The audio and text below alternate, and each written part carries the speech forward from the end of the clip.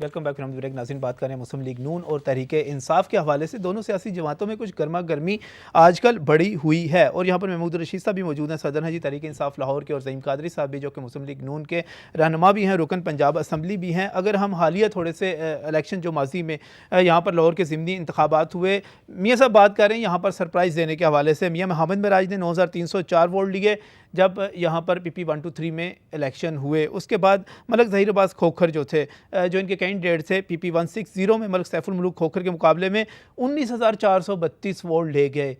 कुछ फेवर मिलती है। खबर भी छपी थी कि जो लाहौर के पोश एरियाज़ हैं, वेलेंशिया की बात की गई थी, उसके साथ टेक्स सोसाइटी की बात की गई थी, कुछ और वापडा टाउन की बात की गई थी, वहाँ से कहते थे इनके कैंडिडेट ने वोट ज़्यादा लिए। देखिए, बात यह है कि यकीनन दावे करना और उम्मीद करना तो हर एक का हक है। मैं तो कोई दावा करता ही नहीं, मैं तो दावा कर ही नहीं रहा।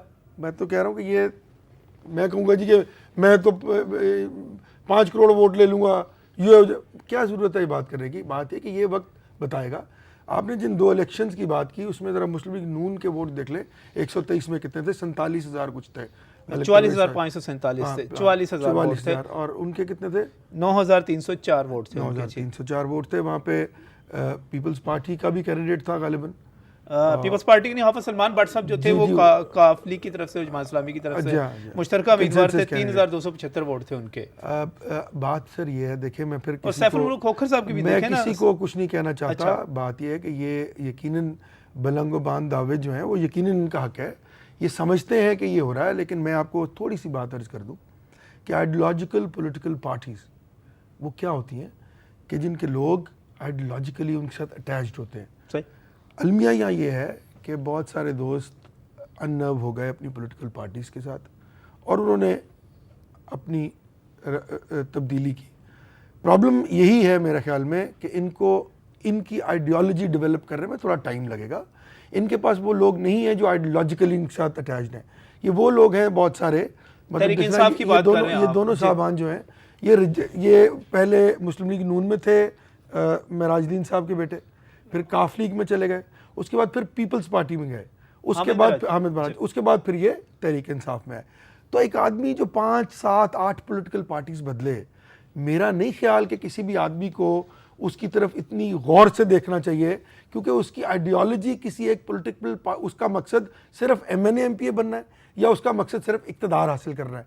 उन लोगों की आइडियोलॉजी, पोटेंशियल कैंडिडेट उसको कहते हैं जो यकीनन पोटेंशियल कैंडिडेट्स हैं। ये मैं नहीं कह रहा कि ये पोटेंशियल कैंडिडेट्स नहीं है। लोगों के एटीट्यूड्स की बात है ना, कि आप पार्टी शिफ्ट कर रहे हैं रोज, आज आप कहीं हैं, कल आप कहीं हैं, परसों आप कहीं हैं, 4 जगह से आप होके आए, तो यकीनन हर आदमी का इतना ताल्लुक तो होता है। अब ये जो हामिद साहब की आपने बात की, ये मेरे ख्याल में 3 पुश्तों से यहाँ पॉलिटिक्स कर रहे हैं।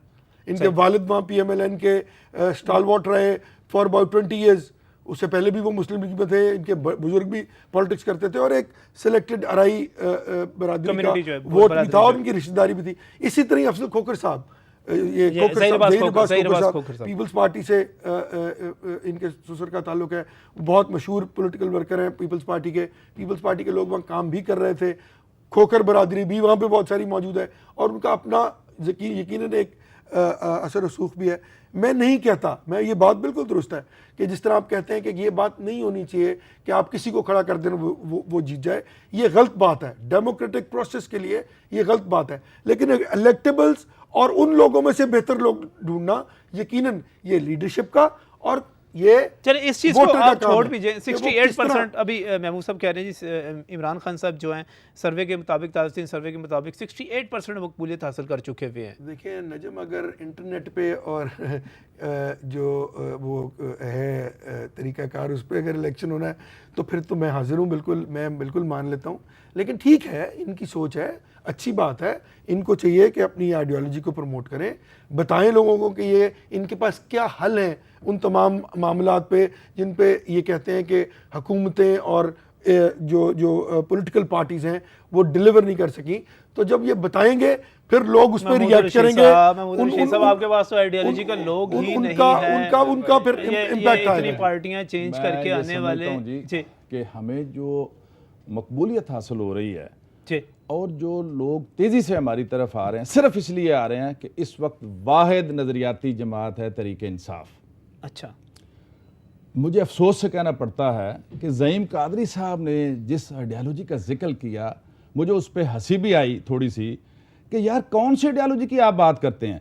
पीपल्स पार्टी को सारी ज़िंदगी गालियां आप देते रहे कि पीपल्स पार्टी का नाम लेता है, मियाँ साहब कहते हैं जी मेरा खून खौल उठता है।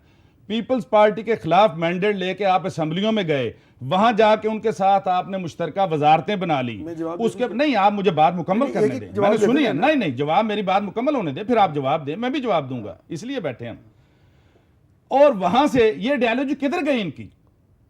पंजाब असेंबली के अंदर उसी पीपल्स पार्टी के साथ बैठ के इन्होंने 3.5 साल मिल के यहां पर शराकत की, जो है ना इक्तदार, उसमें उन्हें शरीक किया। इनकी आइडियालॉजी किधर थी? और उसके बाद जो लोटों को इन्होंने गले लगा लिया, इनकी आइडियालॉजी किधर गई? इनके प्रिंसिपल्स, इनके असूल किधर गए? वो यूनिफिकेशन ब्लॉक बना के वो 40 एमपीए जो पीपल्स पार्टी काफ के थे उनको साथ मिला लिया। ये इनकी आइडियालॉजी है। काफ लीग कल तक कातल थी और अल्हम्दुलिल्लाह, मैं डांट नहीं रहा, आप मेरे भाई हैं, मैं ये कह रहा हूं, मैं आपको फैक्ट्स बता रहा हूं, मैं फैक्ट्स आपको बता रहा हूं कि आप थोड़ा पीछे चले जाएं। और ये जो एमकेएम वाले हैं, उन्होंने और नून लीग वालों ने जो कुछ किया पूरी कौम के सामने है, टीवी के ऊपर बैठ के किया, यानी इखलाक की कोई मामला छोड़ा ही नहीं। और आज ये कहते हैं हमने तो किसी को दावत नहीं दी। भाई आपने तो गैर मशरूत तौर पे कह दिया मियां शहबाज ने कि हम जनाब एमक्यूएम को सीने से लगाते हैं।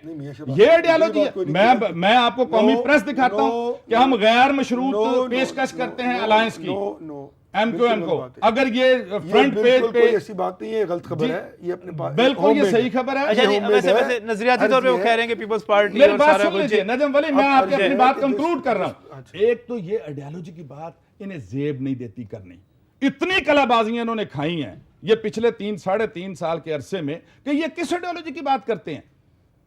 इन्होंने कैंडिडेट्स की बात की, इन्होंने वोटों की बात की, बदतरीन धांधली इन्होंने लाहौर में यहां पे की। ये जो सैफुल मलूक का इलेक्शन है, इसके अंदर तमाम तरह हरकों में जाली इलेक्शन कमीशन यहां पकड़ा गया फाजिलिया कॉलोनी में, पूरे प्रेस में आया, सारे लोगों ने देखा, उस पर केसेस बने। उन इलेक्शन के ड्यूरेशन के दौरान 15 करोड़ रुपए की स्कीमें इन्होंने टाउन एडमिनिस्ट्रेशन के जरिए से हर गली मोहल्ले और गांव के अंदर जाके, जहां ये रात को वोट मांगने जाते थे और वहां कमिटमेंट करते थे जी सुबह आपकी ये सड़क शुरू हो जाएगी, सुबह सड़क शुरू हो जाती थी। वो ऑन रिकॉर्ड है, टेंडर उसके हुए, वो सारे काम हुए। 14 करोड़ रुपया सरकारी वसाइल से इस्तेमाल किया गया। ये रिगिंग है इलेक्शन के अंदर, जाली वोट भुगताए गए पुलिस के जरिए से, थाने के जरिए से, यानी आप ये ना फिगर्स मांगते हैं, ना इन वोटों को तस्लीम करते हैं जो इंतखाबी नताइज सामने आए, ना आप आइडियोलॉजी, सब कुछ ना आप आइडियोलॉजी, ना आप आइडियोलॉजी का वोट जो है वो ये बताने के लिए तस्लीम नहीं करते। और आपने जो बात की ना, बिल्कुल ज़ईम काजी साहब इसका जवाब देंगे, लेकिन इस ब्रेक के बाद।